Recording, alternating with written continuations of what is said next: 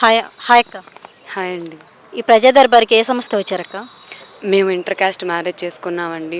2019 నుంచి పేర్ని నాని గారు మమ్మల్ని ఎన్నో రకాలుగా ఇబ్బంది పెడుతున్నారు. పిల్లల మీద హత్య ప్రయత్నం చేశారు, మా మీద హత్య ప్రయత్నం చేశారు. అలాగే మా ఇంట్లో వండుకునే సామాన్లు 6 లక్షల రూపాయల సామాన్లతో సహా తీసేశారు. 2019 నుంచి మాకు బ్రతుకు తెరువు కూడా లేకుండా చేశారు. రోడ్డును పడిపోయి ఉన్నాము. అప్పుడు ఎంతమందిని కలిసాము, డిఎస్పీలని కలిసాం, ఎస్పీలని కలిసాం. ఇందులో ఏంటంటేనండి, మా మామయ్య గారు సిఐ సర్కిల్ ఇన్స్పెక్టర్ రాయన సుబ్రహ్మణ్యం గారు ఉన్నానండి. అయితే పేర్నాని దగ్గర ప్రధాన అనుచరుడు ఉంటాడండి, పరింకాయల విజయ్ గారు అని చెప్పి. మా ఆయనకి స్వయాన మేనమామ అవుతారండి. అలాగే వీళ్ళ బాబాయ్ సిఐ అవటం, సిఐ గారు వాళ్ళ బావమరిది డిఐజీ అవటం, అతను కూడా వైసీపీలో ఉండటం, వీటన్నిటి వల్ల మమ్మల్ని ఒక చోట నిలకడగా లేకుండా చేశారండి. అయితే ఎన్నో సమస్యలు, కనీసం మా పిల్లలకి 2 పూటల తిండి పెట్టడానికి కూడా లేకుండా అడుక్కొని తింటుంటే, ఇంకా మమ్మల్ని చంపడానికి వెంటాడుతుంటే ఆటోలో వెళ్తుంటే అది కూడా మేము యూట్యూబ్లో పెట్టామండి. సోషల్ మీడియాలో అప్డేట్ చేస్తే అది సీఎం సార్కి, ఇప్పుడైనా చంద్రబాబు సార్కి, అప్పుడు ప్రతిపక్షంలో ఉన్నారండి, అయినా సరే వీళ్ళు ముఖ్యమంత్రిగా ఉన్న వాళ్ళు స్పందించలేదండి. పవన్ కళ్యాణ్ గారి దగ్గరికి వెళ్ళాం, అన్ని చోట్లకి వెళ్తే ఆ సార్ కూడా పవన్ కళ్యాణ్ సార్ ఏమన్నారంటే, వీళ్ళ ముందు సమస్య ఏంటో చూడండి అని చెప్పి వాళ్ళైనా అపాయింట్మెంట్ ఇచ్చారు. కానీ జగన్ గారు అయితే అసలు అపాయింట్మెంటే ఇవ్వలేదండి. కనీసం మేము యాక్సిడెంట్ చేయించారు, మమ్మల్ని చేయించి పేర్నాని గారు 10 లక్షలు తీసుకున్న వీడియో అవన్నీ ఫుటేజ్లు మా దగ్గర ఉన్నాయని. బాబు గారి పరిపాలనకి జగన్ గారి పరిపాలనకి తేడా ఏంటక్క? ఉందండి. అప్పుడు మా దగ్గర అన్ని ఎవిడెన్స్ ఉన్నా కానీ కనీసం స్పందించలేదు. ఇప్పుడు కనీసం మేము ఇప్పుడు మొన్న శనివారం అసెంబ్లీ జరిగిన రోజు అండి, 500 పైగా జనం వచ్చారండి. అయితే మా విషయాలన్నీ బాబు గారికి గతంలో 2021లో మాట్లాడారండి, ప్రెస్ మీట్ పెట్టి అశోక్ బాబు గారు. అయితే అందులో అప్పుడు అట్లాగే స్పందించారు, ఇప్పుడు ఇలాగే స్పందించారు. 500 మందిలో నేనెంత అండి, మా పిల్లలంతా. అంతమంది ముందు బాబుగారు మమ్మల్ని గుర్తుపట్టి సీఎం గారు పిలిచి, మీ సమస్యలన్నీ మాకు తెలుసమ్మా, మీరు యూట్యూబ్లో పెట్టినవన్నీ ఏడుస్తా చంపేటప్పుడు పెట్టేవన్నీ మా దగ్గర ఉన్నాయి, మేము చూస్తూనే వచ్చామని డైరెక్ట్గా ఆయనే పిలిచి మాకు బ్రతుకు తెరువు కింద ఆటోని ఇమ్మని చెప్పి అన్నారు.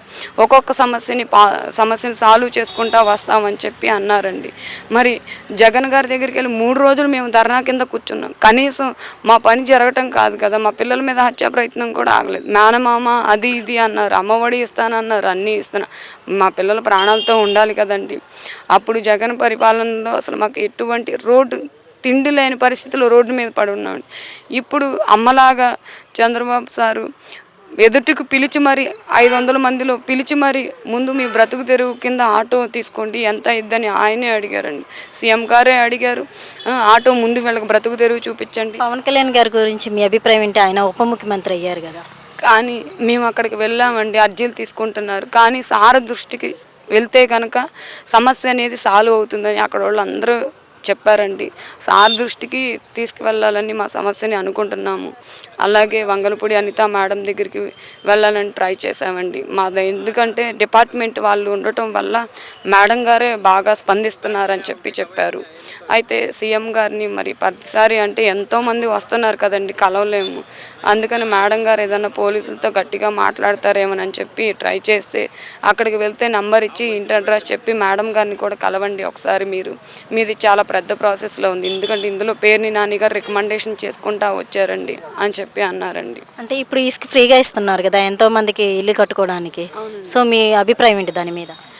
ఇప్పుడు వరకు ఇల్లు లేని వాళ్ళు ఎంతోమంది బాధపడుతూ ఉన్నారు. అలాగే జగన్ ప్రభుత్వంలో ఉన్నప్పుడు ఇసుక అనేది లేక ఎంతోమంది కొట్టుకొని అన్నం తిండి లేక తిప్పలు లేక చాలా ఇబ్బందులు పడ్డారండి.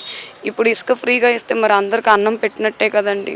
5 రూపాయలు భోజనం పెడుతున్నారు, మరి అవన్నీ జనాలకు మంచే కదండి చేసేది. ప్రభుత్వం వచ్చాక ఎలాంటి మార్పులు జరిగాయి అనుకుంటున్నారు?